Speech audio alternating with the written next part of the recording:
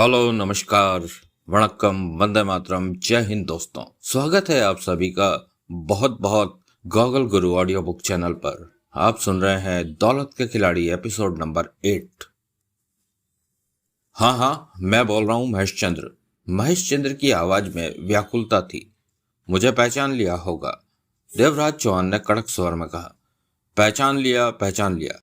देवराज चौहान हो तुम। जब से तुम गए हो मैं इसी इंतजार में बैठा हूं कि तुम्हारा फोन आने वाला है। बोलो, जल्दी बोलो। क्यों? तुमने मेरी बेटी को वापस करने का वादा किया था। आज ही किया था। बोला था आज ही तुम मेरी बेटी को मेरे हवाले कर दोगे। देवराज चौहान जहर से भरी हंसी हंसा। महेश चंद्र, देवराज चौहान कभी भी अपना किया वायदा नहीं भूलता। तो फिर दो ना मेरी बेटी को वापस। अब से 2.5 घंटे बाद 5 बजे तुम्हें तुम्हारी बेटी वापस मिल जाएगी। कहाँ? करावल नगर के पीछे की पहाड़ियां देखी है? हाँ, उन पहाड़ियों में शिव जी का पुराना उजाड़ मंदिर है। वहीं पर शाम को ठीक 5 बजे आ जाना। तुम्हारी बेटी मिल जाएगी। झूठ तो नहीं कह रहे? नहीं, सच कह रहा हूं। मैं जिंदगी भर तुम्हारा एहसानमंद रहूंगा। कि देवराज चौहान के होठों से मौत से भरी हंसी निकली। फालतू बातें छोड़ो और मेरी बात ध्यान से सुनो। जहां मैंने बुलाया है अकेले आना।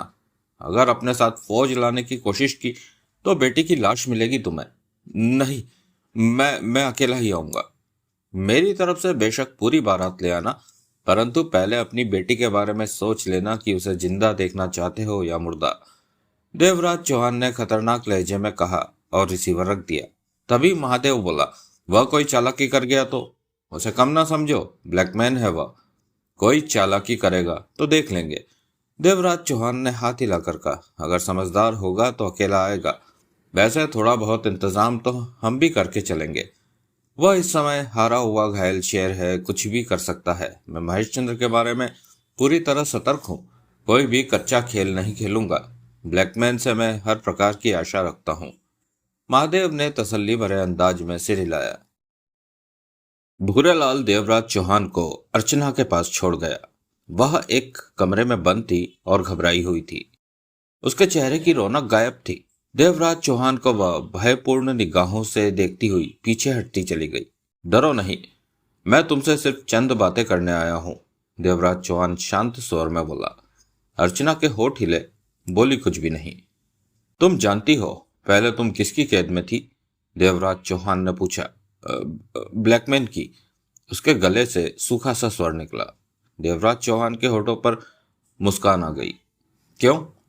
मेरे पिता ने ब्लैकमैन के अड्डों पर छापा मारकर उसे नुकसान पहुंचाया था और बदले की भावना से ब्लैकमैन ने मुझे अपनी कैद में ला पटका। बिल्कुल ठीक कहती हो तुम। देवराज चौहान ने सिर हिलाया। और ब्लैकमैन के बारे में क्या जानती हो? कौन है वह? मालूम नहीं। सुनो, ब्लैकमैन और इंस्पेक्टर महेश चंद्र एक ही व्यक्ति के दो नाम हैं। क्या? अर्चना हक्की बक्की रह गई। हाँ, तुम्हारा बाप ही ब्लैकमैन है। तुम्हारे बाप ने ही तुम्हें कैद कर रखा था। यह झूठ है। उसका स्वर कांप रहा था। मेरे पिता ब्लैकमैन नहीं हो सकते। वह भला मुझे क्यों कैद करेंगे? तुम झूठ बोल रहे हो ना? न जाने ऐसा कहकर तुम मुझसे क्या चाहते हो? ब्लैकमैन तो खतरनाक मुजरिम है। सब उससे डरते हैं। मेरे पिता तो पुलिस इंस्पेक्टर हैं। मैंने जो कहा वह तुमने सुना। अब जो कहने आया था वह भी सुन लो। देवराज चौहान सख्त स्वर में बोला। कुछ ही घंटों के बाद तुम्हारे पिता इंस्पेक्टर महेश चंद्र या ब्लैकमैन को मैं शूट करने जा रहा हूँ। उसकी थोड़ी सी जिंदगी बची है। वो अपने कर्मों का फल भुगतने जा रहा है। तुम्हारे पिता के पास ब्लैकमैन के रूप में अरबों की दौलत है। मैं नहीं चाहता कि अपने बाप की मौत के बाद तुम पैसे पैसे को मोहताज हो जाओ। इसलिए तुम्हारे बाप को शूट करने से पहले तुम्हारी मुलाकात उससे करवा दूंगा। पूछ लेना उससे कि वह अरबों की दौलत उसने कहाँ रख छोड़ी है। मालूम कर लेना, ताकि उसकी मौत के बाद तुम उसका इस्तेमाल कर सको। झूठ बोल रहे हो तुम। अर्चना चीख पड़ी। भूल में हो, मेरे पिता ब्लैकमैन नहीं है। कुछ देर बाद खुद ही उसके मुंह से सुन लेना। अगर वह खुद को ब्लैकमैन नहीं मानेगा तो मैं उसे शूट नहीं करूंगा। यह मेरा वायदा रहा तुमसे। अर्चना के चेहरे पर अभी भी अविश्वास के भाव थे। वह फटी फटी निगाहों से देवराज चौहान को देखे जा रही थी। फिर उसके होठों से थका स्वर निकला। तुम कौन हो? देवराज चौहान। कौन देवराज चौहान? बस मेरे बारे में सिर्फ इतना जान लो कि मैं भी अच्छा इंसान नहीं हूं। देवराज चौहान ने सपाट स्वर में कहा। एक बार फिर कह रहा हूं, इससे पहले कि तुम्हारा बाप मरे उससे पूछ लेना उसने अरबों की दौलत कहाँ रख छोड़ी है, ताकि तुम्हारा जीवन आराम से बीते। इसमें तुम्हारा भी भला है। यह बात तुम्हें फिर नहीं कहूंगा। बस बाप बेटी की एक मुलाकात अवश्य करा दूंगा। आज तुम अपने बाप का असली चेहरा भी देख लेना, ताकि तुम्हें इस बात का विश्वास हो जाए कि एक मामूली सा पुलिस इंस्पेक्टर खतरनाक अपराधी ब्लैकमैन भी हो सकता है। इतना कहने के पश्चात देवराज चौहान पलटा और बाहर निकल गया। अर्चना के मस्तिष्क में आंधी उठ खड़ी हुई थी। जसवंत, देवराज चौहान बोला, कुछ आदमी अपने साथ ले चलने हैं। कितने? जितने भी तुम ठीक समझो। अब मुझे क्या पता तुम कहाँ और क्या करने जा रहे हो। जसवंत मेहरा ने उसके चेहरे पर निगाह मारी। इसलिए कितने आदमी चाहिए यह तुम ही बता दो। 30 के आसपास ले लो। इन सबको अभी रवाना कर दो। मैं बता देता हूं किस जगह को घेरना है। सुन लो, और घेराव के पश्चात किसी बाहरी व्यक्ति को मालूम नहीं होना चाहिए कि वहां घेरा पड़ा है। इसके पश्चात देवराज चौहान उसे 10 मिनट तक सब कुछ समझाता रहा। सुनने के बाद जसवंत ने भूरेलाल को आंख से इशारा किया। भूरेलाल पलटा और देवराज चौहान के कहे अनुसार इंतजाम करने के लिए बाहर निकल गया। हमारा माल कहाँ है? 8 करोड़ का सोना, एकाएक महादेव बोल पड़ा। तैयार पड़ा है, जसवंत मेहरा ने कहा। फिर देवराज चौहान से बोला, ब्लैकमैन वास्तव में आज खत्म हो जाएगा देवराज चौहान? हाँ। देवराज चौहान के होठों पर वहशी मुस्कान उभरी। जाने क्यों मुझे विश्वास नहीं आ रहा। जसवंत मेहरा के स्वर में व्याकुलता थी। आ जाएगा, अब ज्यादा देर नहीं है। देवराज चौहान की आवाज में दरिंदगी के भाव आ गए। वह तुम्हारे सामने ही मरेगा जसवंत मेहरा, तुम्हारी आंखों के सामने। महेश चंद्र शिव जी के मंदिर के खंडहर के बाहर बेचैनी से टहल रहा था। उसकी निगाहें रह रहकर चारों तरफ घूम रही थी। हर तरफ बड़े बड़े चट्टानी पत्थर ही फैले नजर आ रहे थे, या फिर डूबता सूरज जिसकी गर्मी सुइयों की भांति बदन को चुभ रही थी। वह करीब आधा घंटा पहले ही यहाँ पहुंचा था और 5 बजने वाले थे। दूर दूर तक कहीं चिड़िया का नामो निशान न था। उसे मन ही मन शंका होने लगी कि देवराज चौहान अर्चना को लेकर आएगा या नहीं। 2 मिनट बाद ही जूतों की चरमराहट उसके कानों में पड़ी। महेश चंद्र चौंक कर फौरन घुमा। सामने देवराज चौहान खड़ा था। उसे अकेला देखकर महेश चंद्र के पांवों तले जमीन खिसक गई। वह अर्चना को नहीं लाया था। मेरी बेटी को नहीं लाया देवराज चौहान? महेश चंद्र का कांपता स्वर उसने सुना। लाया हूं, देवराज चौहान मुस्कुरा दिया। कहाँ है? अगले ही पल चट्टान की आड़ से जसवंत मेहरा, भूरेलाल और अर्चना निकले। अर्चना उन दोनों के बीच फंसी हुई थी। चेहरे पर सहमे और अजीब से भाव थे। उसकी निगाहें अपने पिता महेश चंद्र पर जा अटकी थी। उसे देखते ही इंस्पेक्टर महेश चंद्र के होठों से दर्द भरा स्वर निकला। बेटी? देवराज चौहान हंस पड़ा। बेटी तुम्हें बहुत प्यारी है ना महेश चंद्र? देवराज चौहान के होठों से यह शब्द निकले। हाँ, यही तो मेरी जिंदगी में बहार है। बाकी सब कुछ सुना है। तीनों देवराज चौहान के पास आ पहुंचे थे। औलाद जिंदगी में बहार ही होती है महेश चंद्र। महेश चंद्र राहत भरी निगाहों से कभी देवराज चौहान को देखता तो कभी अर्चना को। देख रही हो अपने पिता को? देवराज चौहान ने अर्चना से कहा। अर्चना ने देवराज चौहान को देखा, कहा कुछ नहीं। महेश चंद्र, तुम्हारा नाम क्या है जिस नाम से सारा अंडरवर्ल्ड तुम्हें जानता है? महेश चंद्र के होठ हिले। बोला, कुछ भी नहीं। अपनी बेटी को पाना चाहते हो तो खामोश रहने से काम नहीं चलेगा। ब्लैकमैन? क्या ब्लैकमैन? इंस्पेक्टर महेश चंद्र होने के अलावा मैं अंडरवर्ल्ड का बादशाह भी हूं। महेश चंद्र के होठों से भारी स्वर निकला। मैं ब्लैकमैन हूं, ब्लैकमैन, जिससे हर कोई डरता है। देवराज चौहान ने जसवंत मेहरा, भूरेलाल और अर्चना पर निगाह मारी। सुना तुम लोगों ने? देखा इंस्पेक्टर महेश चंद्र का असली रूप? देवराज चौहान जहर भरे स्वर में क्या उठा। क्या अब भी तुम लोगों को किसी सबूत की जरूरत है? जसवंत मेहरा ने देवराज चौहान पर निगाह मारी, फिर महेश चंद्र से बोला, मैं कौन हूं? जसवंत मेहरा, मेरा एकमात्र दुश्मन जो अंडरवर्ल्ड में मौजूद है। महेश चंद्र ने टूटे स्वर में कहा, और तुम्हारा सबसे खास आदमी भूरेलाल। जसवंत मेहरा के होंठ भिज गए। क्या तुम्हारी बेटी जानती है कि तुम ब्लैकमैन हो? देवराज चौहान ने पूछा। नहीं, वह कुछ नहीं जानती। सुना तुम लोगों ने? देवराज चौहान बोला। वह सब खामोश थे। अर्चना के चेहरे पर अजीब से भाव थे। मैं तुम्हारी बेटी को तुम्हारे पास भेज रहा हूं। उसके सिर पर हाथ रखकर कहना होगा कि तुम ब्लैकमैन हो। फिर वह अर्चना से बोला, जाओ। यंत्र चलित सी अर्चना हिली और अपने पिता के पास जा पहुंची। महेश चंद्र का हाथ उठा और अर्चना के सिर पर जा रखा। मैं ब्लैकमैन हूं, महेश चंद्र के होठों से निकला। तभी एक तरफ से महादेव प्रकट हुआ। उसके चेहरे पर आवेश और उत्तेजना के भाव थे। देवराज चौहान के करीब आकर वह खतरनाक स्वर में बोला, यह हरामजादा अपने साथ आदमी भी लाया है क्या? देवराज चौहान, जसवंत मेहरा और भूरेलाल चौके। हाँ, कुछ दूरी पर है वह, परंतु धीरे धीरे अपना घेरा तंग करते जा रहे हैं। इस हरामजादे ने पक्के तौर पर हमारी मौत का इंतजाम किया है, यानी कि बेटी को लेकर वह चलता बने और पीछे से इसके आदमी हमें बूंद दे। हरामजादा हरामजादगी ही करेगा। तीनों के चेहरे पर मौत के भाव फैल गए। जसवंत मेहरा के होठों से खूनी गुर्राहट निकली। उसने धीरे धीरे अपने कदम महेश चंद्र की तरफ बढ़ा दिए। चेहरा क्रोध से तधक रहा था। वह महेश चंद्र के सामने पहुंचकर ठिठका। महेश चंद्र एकटक उसे देखे जा रहा था। क्यों? जसवंत मेहरा वैशी स्वर में गुर्राया। देवराज चौहान से तुमने वायदा किया था कि यहाँ अकेले आओगे। इस पर भी तुम अपने साथ अपने जनाजे की भीड़ को साथ ले आए। कहने के साथ ही जसवंत मेहरा का जोरदार तमाचा महेश चंद्र के गाल पर पड़ा। महेश चंद्र पल भर के लिए तिल मिलाया, फिर संभला और उसी पल उसने वेग के साथ घुसा जसवंत मेहरा के गाल पर दे मारा। जसवंत मेहरा के होठों से चीख निकली। वह लड़खड़ाकर 3-4 कदम पीछे हट गया। महेश चंद्र चीते के समान गुर्राया। उल्लू के पट्टे, तू यह बात भूल गया कि सामने तेरा बाप ब्लैकमैन खड़ा है, जिससे आज तक तू डर के मारे छिपकर भागता फिर रहा था। देवराज चौहान का साथ क्या मिल गया? तू मुझ पर हाथ उठाने का फैसला कर बैठा। अपनी मौत तुझे नजर नहीं आ रही? तू मारेगा मुझे? जसवंत मेहरा गुर्राया। हाँ, मेरे आदमी चारों तरफ फैले हैं। उनसे बचकर तुम लोग यहां से जिंदा नहीं निकल सकते। बेहतर होगा कि खुद को मेरे हवाले कर दो। वादा करता हूं तुम्हें आसान मौत दूंगा। जसवंत मेहरा ने हंसकर देवराज चौहान से कहा, सुना तुमने? गले में पट्टा बंधा है, फिर भी भौंक रहा है।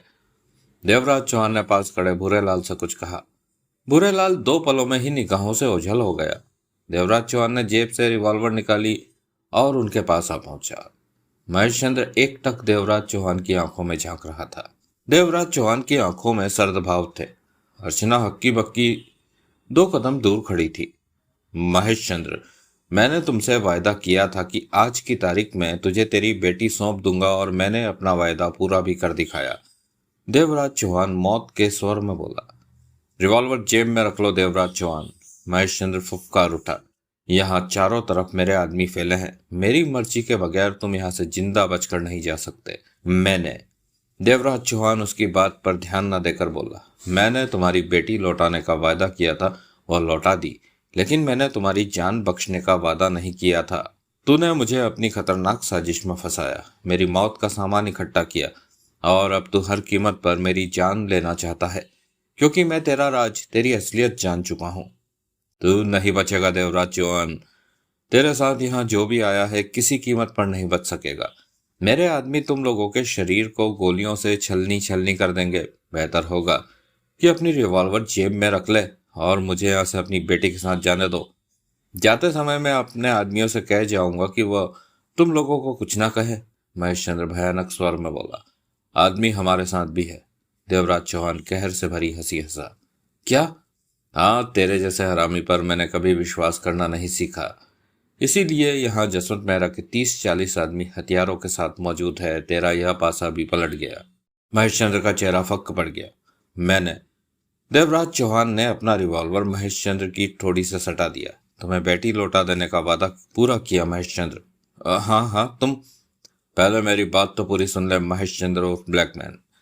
महेश चंद्र ने सूखे होठों पर जीभ फेर कर देवराज चौहान को देखा।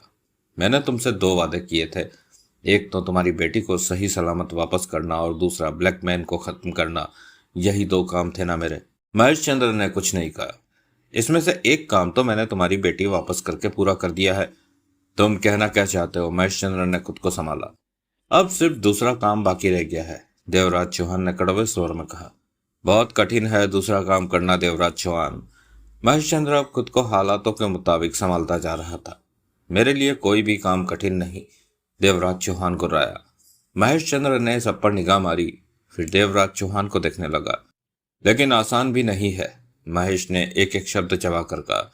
मेरे आदमियों को मत भूलो, जो मौत के परवाने हाथों में लिए तुम सबको घेरे खड़े हैं, और अब तक तो घेरा तंग भी कर चुके होंगे। माना कि तुम्हारे आदमी भी फैले हैं, परंतु लड़ाई हुई तो किसी का भी बच पाना कठिन होगा। समझदारी इसी में है कि हम अपना अपना रास्ता नाप ले, बचा हुआ मामला फिर निपटा लेंगे। हम तो जंग के लिए तैयार हैं, अंजाम नहीं देखते हम। देवराज चौहान ने दांत भींचकर कहा। बच्चे तो तुम हो नहीं, सोच लो, जितने आदमी तुम्हारे हैं उनसे डबल मेरे आदमी यहाँ फैले हैं। अगर खून खराबा हुआ, टकराने की नौबत आई तो हमारे आदमी तो मरेंगे ही, जिनकी कि हमें कोई खास परवाह नहीं है। साथ ही हम लोगों की जानें भी खतरे में पड़ जाएगी, मेरी, तुम्हारी, जसवंत मेहरा और भूरेलाल की। सोच लो, कुछ करने से पहले अच्छी तरह सोच लो। तुम्हारी बेटी की जान भी खतरे में होगी, देवराज चौहान ने कहर भरे स्वर में कहा। बोला तो सबकी। देवराज चौहान वैश्याना निगाहों से उसे घूरता रहा। वह समझ रहा था कि महेश चंद्र ठीक कह रहा है। किसी का दिमाग भटका तो बहुत खून खराबा होगा, जिसका अंजाम कुछ भी हो सकता है, किसी की भी मौत हो सकती है। मामला जरा भी ज्यादा बड़ा तो खून की नदियां बह सकती है। महेश चंद्र सिगरेट सुलगाकर गंभीर स्वर में बोला। इस समय समझदारी का तकाजा यही है कि मेरी बेटी के साथ मुझे जाने दो। हम सब यहाँ से अपने अपने रास्ते पर बढ़ जाते हैं। जो भी हिसाब है वह बाद में देख लेंगे। इस समय वक्त की मांग यही है। नहीं तो जो होता है हो लेने दो, लेकिन याद रखना, शुरुआत हम लोगों से ही होगी। मेरे पीछे की तरफ मेरे आदमी बहुत करीब हैं। यहाँ एक भी गोली चली तो वह सब सामने होंगे। फिर सोच लेना, मौत का तूफान ऐसा उठेगा कि थमेगा नहीं। देवराज चौहान के होठों से गुर्राहट निकली। दोनों कई पलों तक एक दूसरे को घूरते रहे।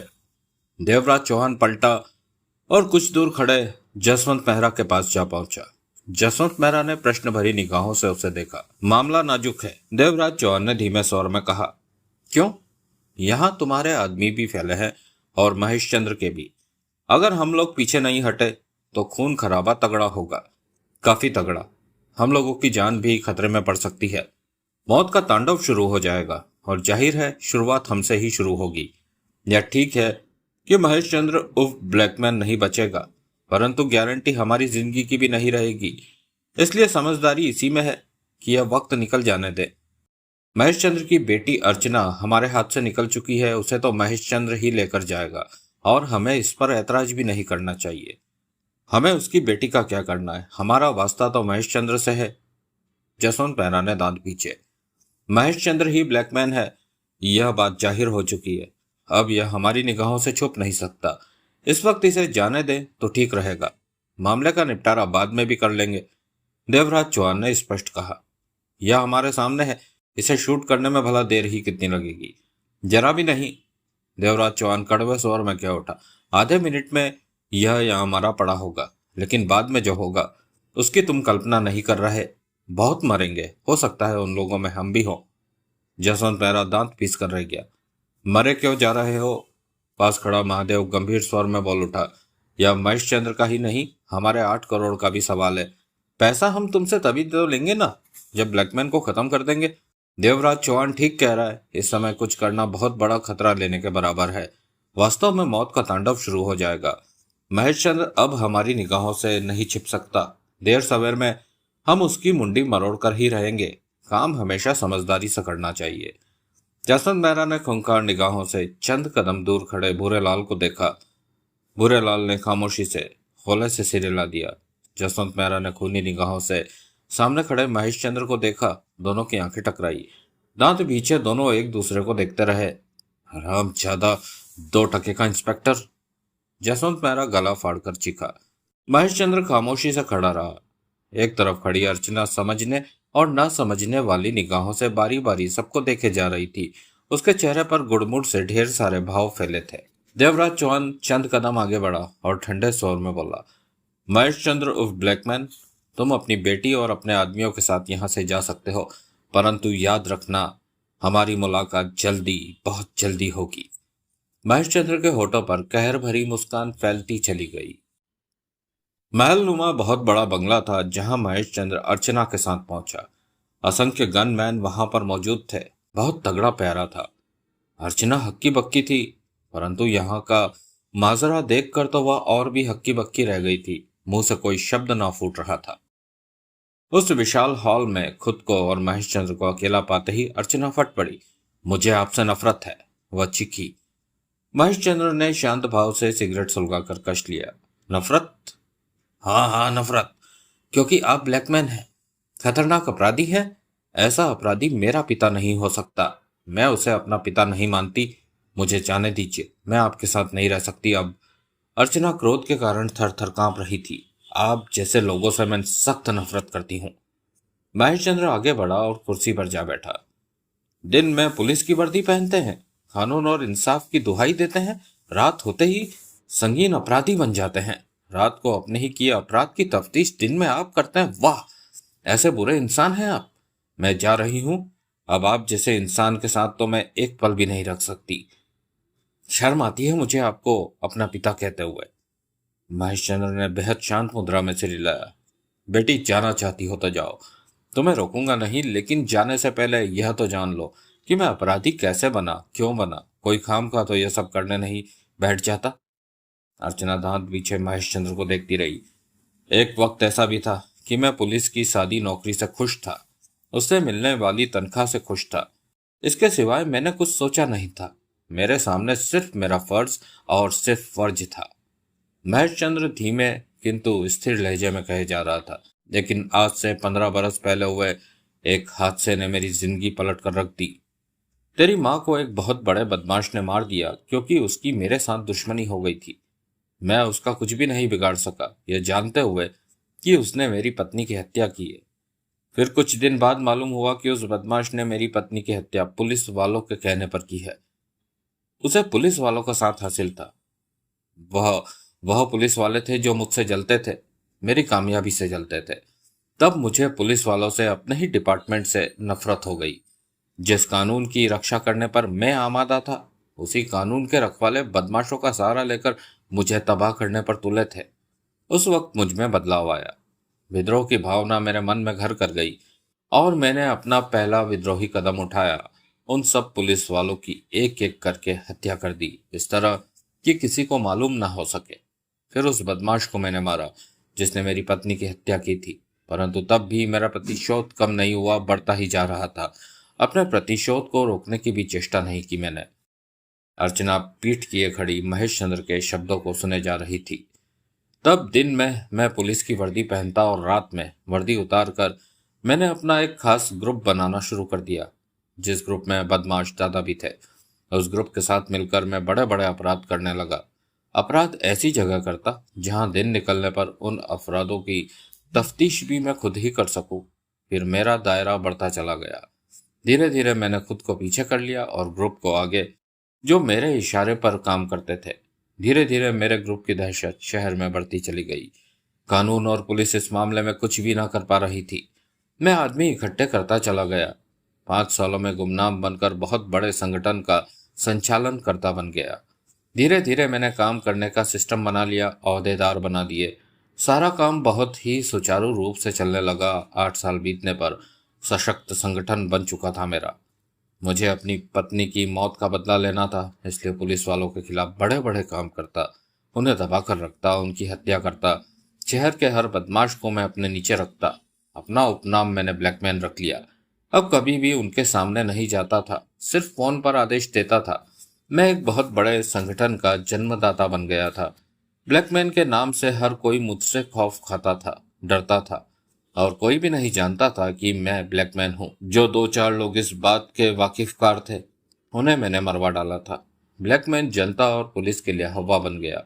मेरे ही सामने पुलिस स्टेशन में ब्लैकमैन की बातें होती और मैं भी उनमें हिस्सा लेता। कोई सोच भी नहीं सकता था कि मामूली सा पुलिस वाला अंडरवर्ल्ड का सबसे बड़ा बादशाह बन सकता है। मेरी पत्नी की हत्या की एवज में जो विद्रोह मेरे मन में उठा था, यह सब उसी के ही कारण हुआ। पल भर ठिठक कर महेश चंद्र पुनः कहने लगा, फिर इन 2 नंबर के कामों में मैंने बहुत दौलत इकट्ठी कर ली। अरबों खरबों रुपया मैंने इकट्ठा किया। मैं दौलत के इतने बड़े अंबार पर जा बैठा कि मेरे पास कोई हिसाब भी नहीं था। देश की सरकारें मेरे इशारे पर बनने बिगड़ने लगी। मैं पर्दे के पीछे रहकर बहुत बड़ा आदमी बन गया, परंतु परंतु बैठा रहा पुलिस इंस्पेक्टर की कुर्सी पर ही। महेश चंद्र ने नई सिगरेट सुलगा ली। और आज जब मेरा प्रतिशोध पूरा सा होता महसूस हुआ तो साथ में जिंदगी भी थम गई। तुम भी बड़ी हो गई और मेरी रिटायरमेंट भी सिर पर आ गई, तो बाकी की जिंदगी चैन से मन में बिताने की ख्वाहिश आई। मैं इस संगठन से अपने नाम ब्लैकमैन से छुटकारा पा लेना चाहता हूँ। चाहता तो यूं ही खामोशी से पीछे हट जाता, तो कोई मेरे बारे में जान भी नहीं पाता कि ब्लैकमैन कौन था। परंतु अपने बनाए इस संगठन को मैं समाप्त कर देना चाहता हूँ। जो पेड़ मैंने लगाया है उसे जड़ से काट देना चाहता हूँ। इसी कारण मैंने देवराज चौहान को लेकर खतरनाक खेल रचा। खुद भी दिखावे के लिए ब्लैकमैन का दुश्मन बन गया। मैंने खुद ब्लैकमैन के कई ठिकाने तबाह किए। कोई नहीं कह सकता कि वह ब्लैकमैन के नहीं मेरे ठिकाने थे। सब कुछ ठीक चल रहा था और ठीक ही रहता, परंतु मुझसे एक बहुत बड़ी भूल हो गई कि मैंने देवराज चौहान को अपना मोहरा बना लिया। उसके बारे में जानते हुए भी मैं भूल कर बैठा। देवराज चौहान के कारण ही आज मेरी असलियत खुली कि मैं महेश चंद्र ही नहीं, ब्लैकमैन भी हूं। नहीं तो इस बात से कभी पर्दा ना उठ पाता, लेकिन मैं इस बात को लेकर फिक्रमंद नहीं हूं।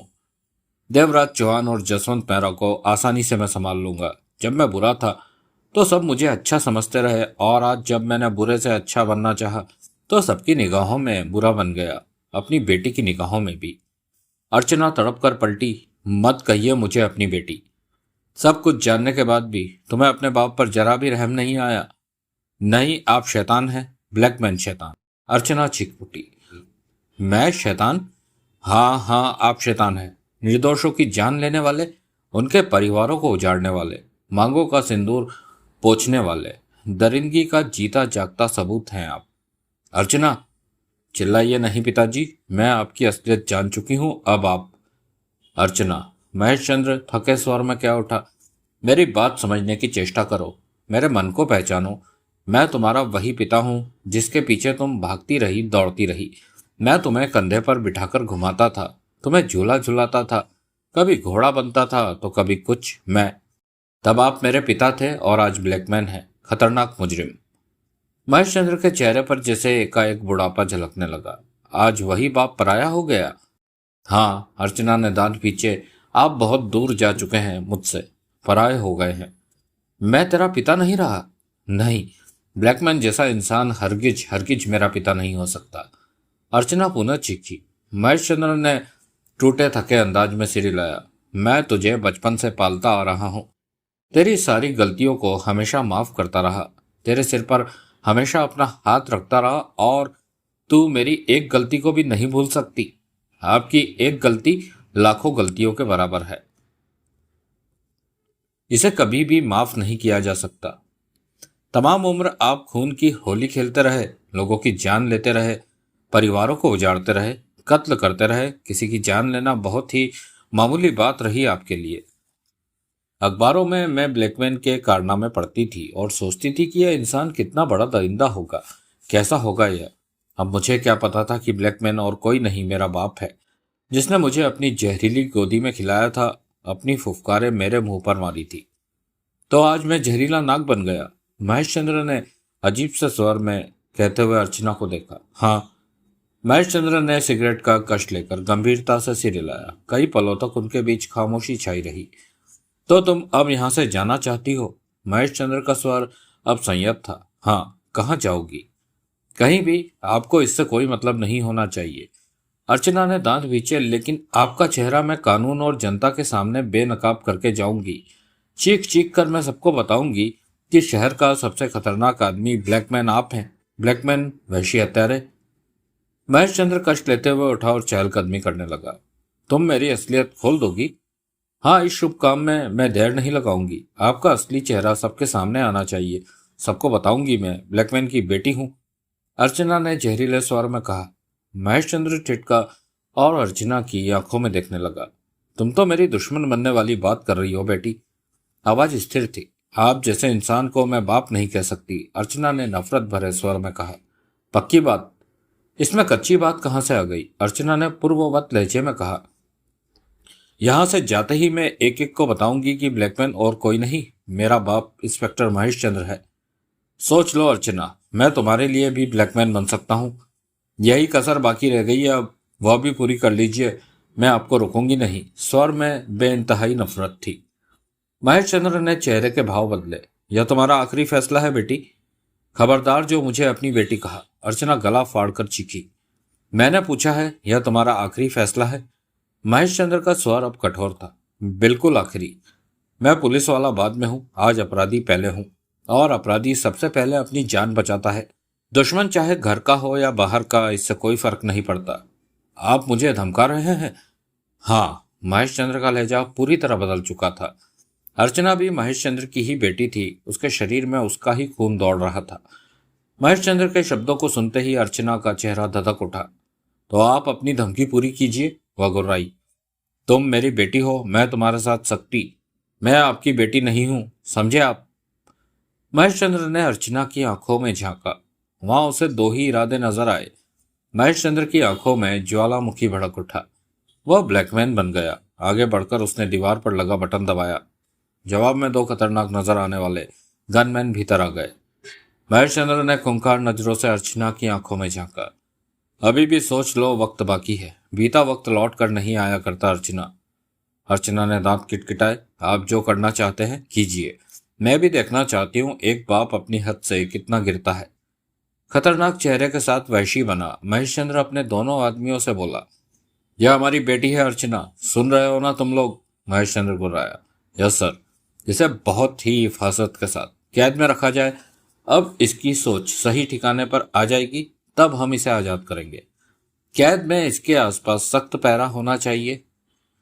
यह वहां से बाहर ना निकल पाए। इसकी हर जरूरत का पूरा ख्याल रखना, किसी भी चीज की कमी ना हो।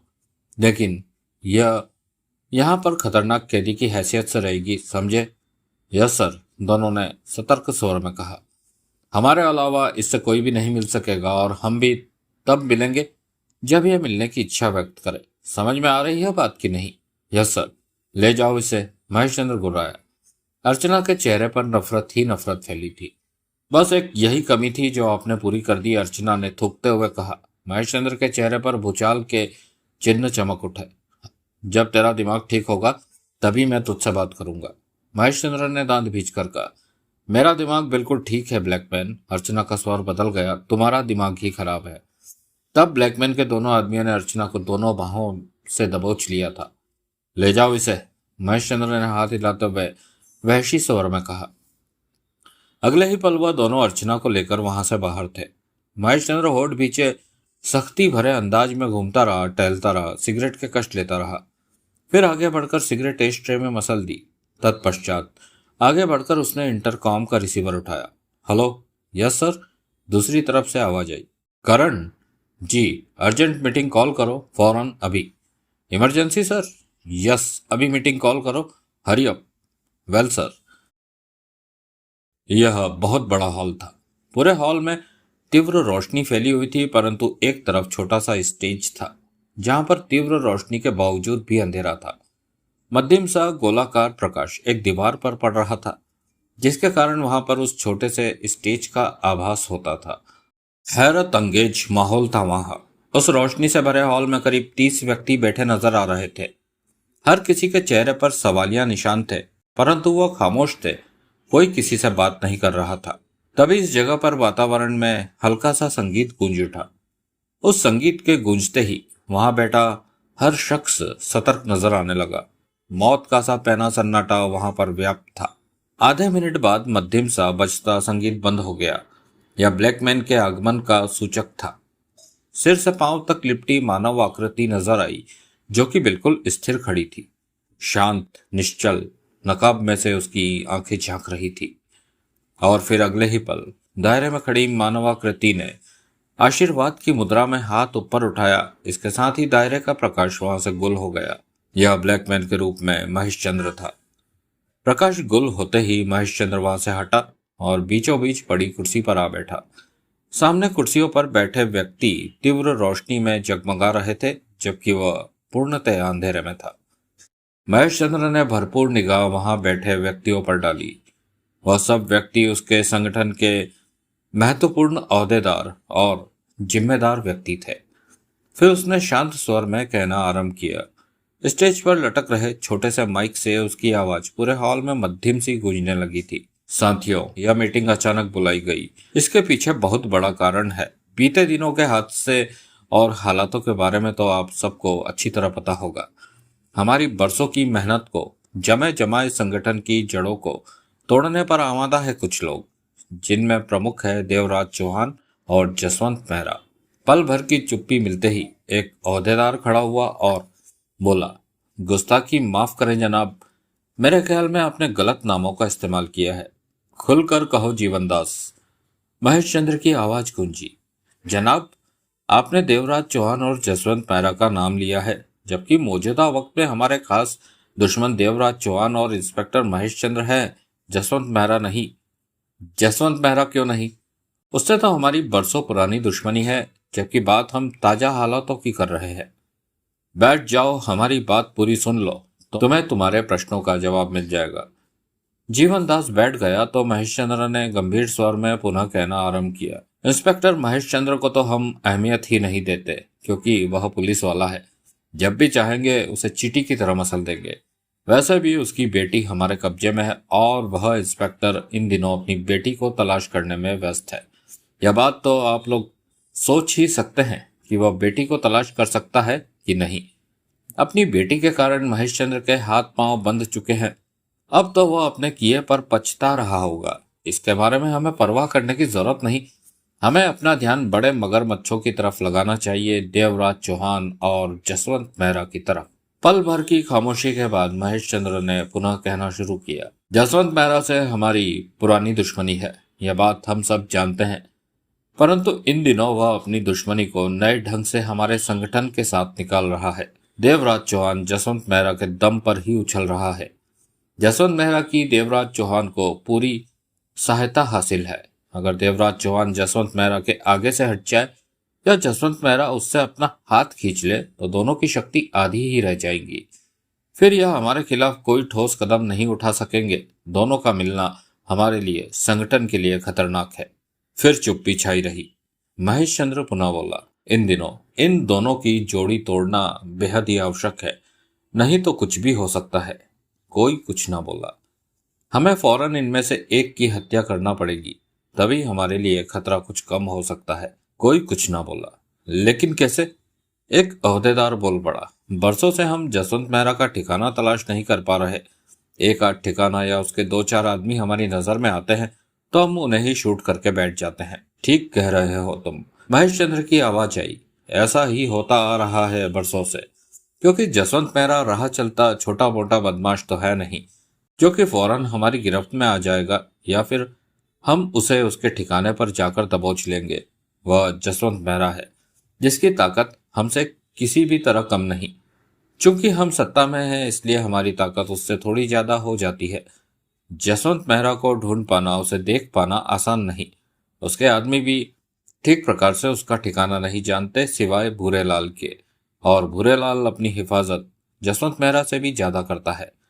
भूरेलाल खतरनाक है, क्योंकि छिपने के साथ साथ अचानक ही वह खुलकर मैदान में आ जाता है और हमारे आदमियों में दहशत फैला देता है। जैसे कि पिछली बार वह इंस्पेक्टर महेश चंद्र को बचाने के लिए सामने आया और हमारे सब आदमियों को खत्म करके महेश चंद्र को बचा ले गया। हम इस हादसे में अपने आदमियों को दोष नहीं देते, बल्कि भूरेलाल की काबिलियत की तारीफ करते हैं। वह बहुत कुछ कर गुजरता है, परंतु आप लोग भूरेलाल से भी ज्यादा खतरनाक है। अगर कुछ कर गुजरने का मौका मिल जाए तो। कुछ पल की खामोशी के पश्चात एक अन्य अहदेदार बोला, जब तक हमें देवराज चौहान या भूरेलाल या जसवंत मेहरा का ठिकाना मालूम नहीं होगा, हम कुछ भी नहीं कर सकते, उन पर वार तक नहीं कर सकते। जबकि हम सत्ता में है, अंडरवर्ल्ड की, हम खुले में है। वह कुछ भी कर सकते हैं, हम पर सटीक वार कर सकते हैं, हमें जबरदस्त चोट पहुंचा सकते हैं। मानता हूं, महेश चंद्र की आवाज आई, इसलिए हम फौरन जसवंत मेहरा या देवराज चौहान के खिलाफ कुछ नहीं कर सकते। नहीं। महेश चंद्र का स्वर कठोर हो गया। हमें फौरन ही इस बारे में कुछ कर गुजरना है, जल्दी से जल्दी। हम और वक्त बर्बाद नहीं कर सकते, वरना हमारा बहुत नुकसान हो जाएगा। तो आप ही बताइए, हम कहां से शुरुआत करें? बच्चों की तरह बातें मत करो कि मैं शुरुआत का भी तरीका तुम लोगों को समझाऊं। महेश चंद्र ने दांत भींच कर कहा, तरीका तुम लोगों को निकालना है, अंदाज हम बता देते हैं। इस समय तुम लोग जो भी काम कर रहे हो वह वहीं छोड़ दो। चाहे वह कितना भी जरूरी काम हो, कितना भी बड़ा नुकसान हो, किसी भी चीज की हमें परवाह नहीं। आज के बाद हमारे संगठन का हर पुर्जा, हर आदमी जसवंत मेहरा और देवराज चौहान की तलाश में जुट जाएगा और उन्हें समाप्त करने का काम करेगा। और कोई काम नहीं किया जाएगा, सब कामों को अभी से रोक दिया जाए। सिर्फ एक ही काम, देवराज चौहान और जसवंत मेहरा का खात्मा। समझे आप सब लोग? जी। एक साथ कई आवाजें आई। जब सब इसी काम पर लगेंगे तो कई नतीजे सामने आएंगे, बहुत कुछ हमारे हक में होगा। महेश चंद्र का प्रभावशाली कठोर स्वर वहां गूंज रहा था। 2-4 दिन में मुझे कोई नतीजा सामने चाहिए, नहीं तो इसका आप सबको खतरनाक अंजाम भुगतना पड़ेगा। किसी को भी माफ नहीं किया जाएगा। कोई कुछ ना बोला। अब मैं यह मीटिंग यहीं बर्खास्त करता हूँ। हमेशा की तरह 10 मिनट तक आप लोग अपनी कुर्सियों से उठेंगे भी नहीं। उसके बाद एक एक करके आप सब जा सकेंगे। इसके साथ ही वहां गहरा सन्नाटा छा गया। महेश चंद्र अंधेरे में ही पीछे से निकल गया था, हमेशा की तरह। जसवंत मेहरा चहलकदमी करता करता ठिठका। चेहरे पर गंभीरता, उलझन और क्रोध के भाव थे। एक निगाह उसने एक और खड़े भूरे लाल पर डाली, फिर महादेव को देखा, जो गंभीरता की प्रतिमूर्ति बना कुर्सी पर बैठा था। एक तरफ सोफे पर देवराज चौहान पसरा पड़ा था और सिगरेट के कश ले रहा था, हर तरफ से, हर बात से बेपरवाह। जसवंत मेहरा आगे बढ़ा और देवराज चौहान के पास जा पहुंचा। देवराज चौहान। देवराज चौहान ने आंखें खोलकर उसे देखा। मामला हमारे हक में नहीं रहा। हार जीत तो चलती रहती है, देवराज चौहान ने शांत स्वर में कहा। लेकिन यह हार मुझे बहुत महंगी पड़ी है। मेरा दुश्मन हाथों से निकल गया। तभी महादेव बोल पड़ा, तुमसे ज्यादा हमें महंगी पड़ी है। हमारा 8 करोड़ फट्टे में अटक गया, वरना अब तक तो हम 8 करोड़ लेकर कब का तुरंत फुरंत इस शहर से खिसक गए होते। 8 करोड़ जिस काम की एवज में होना था, वह काम पूरा तो नहीं हुआ। भूरेलाल बोला। मैंने कब कहा पूरा हुआ है? फिर 8 करोड़ को क्यों याद कर रहे हो? भूरेलाल ने तीखे स्वर में कहा। याद क्यों नहीं करूंगा? 8 करोड़ के बारे में सोच तो सकता हूं। सोचो, भूरेलाल ने स्थिर लहजे में कहा, और मेरे ख्याल में तुम सोचते ही रह जाओगे। भूरेलाल, महादेव ने मुंह बनाकर कहा, सोचते रहने वालों में हम नहीं है, हम हासिल करना जानते हैं। शिकारी का काम फंदा डालने का होता है। एक बार गले में फंदा नहीं पड़ा तो दूसरी बार पड़ जाएगा। हमारा शिकार शिकार होकर ही रहता है। ब्लैकमैन तुम्हारे लिए मामूली मुर्गी है। भूरेलाल ने उसकी आंखों में झांका। हमारे लिए काम मामूली है, जिसकी एवज में हमें 8 करोड़ मिलना है। महादेव ने कड़वे स्वर में कहा। ब्लैकमैन हमें 8 करोड़ देता तो तुम लोग हमारे लिए मामूली मुर्गी होते। भूरेलाल होठ भींचकर रह गया। जसवंत मेहरा ने महादेव से आंखें हटाकर देवराज चौहान को देखा। मैंने तुमसे कुछ पूछा है देवराज चौहान। क्या? देवराज चौहान ने निगाहें उठाकर जसवंत मेहरा की आंखों में देखा। ब्लैकमैन हाथों से निकल गया। हाँ, अपनी बेटी को भी हमारे हाथों से निकाल कर ले गया। हाँ, हम सब वहां मौजूद थे। यह हमारी बहुत बड़ी शिकस्त है। जसवंत मेहरा ने होठ भींचे। शिकस्त कैसी? देवराज चौहान मुस्कुराया। वह हम सबके सामने सीना तान कर निकल गया और हम कुछ भी नहीं कर सके। यह हार नहीं है जसवंत मेहरा। तो क्या है? हमारी जीत का पहला कदम है। देवराज चौहान का पांव जब हार की सीढ़ी पर पड़ता है तो समझना चाहिए जीत उसके हाथ लग गई है। देवराज चौहान ने कड़वे स्वर में कहा। मैं समझा नहीं। समझने की जरूरत भी नहीं, यह मेरी थ्योरी, काम मेरा है। जसवंत मेहरा होठ भींच कर रह गया। तुम तो हमारे साथ ही थे तब। महादेव बोल पड़ा। तो? जसवंत मेहरा ने उसे देखा। तुम ही बताओ, क्या उन हालातों में महेश चंद्र से टक्कर ली जा सकती थी? जसवंत मेहरा के होठ और भी सख्ती से भींच गए। अगर तब हम जोर आजमाइश करते तो खून खराबा बहुत होता। तब हम भी उस खून खराबे की लपेट में आ सकते थे। ठीक है कि महेश चंद्र ना बचता, परंतु हमारी भी गारंटी ना रहती। और ऐसी लड़ाई से क्या मतलब कि हमें अपनी जान भी गंवानी पड़े। सीधी तरह कहो कि तुम खुद को 8 करोड़ पाने के काबिल नहीं बना सके। महादेव का चेहरा सख्त हो गया। 8 करोड़ की दुहाई बार बार मत दो मेहरा। देवराज चौहान ने तीखे स्वर में कहा। हम तुम्हारा काम करके दौलत ले रहे थे और अभी तक हमने दौलत ली नहीं। काम भी तो नहीं हुआ, तभी तो नहीं ली। देवराज चौहान ने पूर्ववतः लहजे में कहा। दोनों कई पलों तक एक दूसरे की आंखों में देखते रहे। तुम्हें होश में रहकर बात करनी चाहिए, देवराज चौहान ने दांत भींचकर कहा। लड़ाई खत्म नहीं हो गई है, बल्कि शुरू हुई है। हमारा एक बार खाली गया है। अभी तो बहुत मौके हैं हमारे सामने। जाने कितने वार और होंगे और किसी वार की चपेट में तो महेश चंद्र आएगा ही। कब तक? कोशिश तो जल्दी की होगी, परंतु महेश चंद्र पूरी तरह सावधान हो चुका है। अब आसानी से हाथ नहीं लगेगा और किसी को तलाश करने में ज्यादा देर लगाता नहीं और किसी को तलाश करने में मैं ज्यादा देर लगाता नहीं। जसवंत मेहरा कुछ न कह सका। 8 करोड़ की कीमत का सोना तैयार रखना, हमें कभी भी जरूरत पड़ सकती है, महादेव बोला। तैयार रखा है, काम पूरा होते ही तुम्हें मिल जाएगा। पहले काम की तरफ तो ध्यान दो। जसवंत मेहरा ने महादेव को घूर कर कहा। महेश चंद्र की लाश बिछाओ। इतना आसान होता तो यह काम तुम खुद भी कर लेते, हमें न कहते। महादेव ने भी उसी जैसे लहजे में जवाब दिया। तसल्ली रखो, काम तो होते होते ही होगा। इससे पहले कि जसवंत मेहरा कुछ कह पाता, फोन की घंटी बज उठी।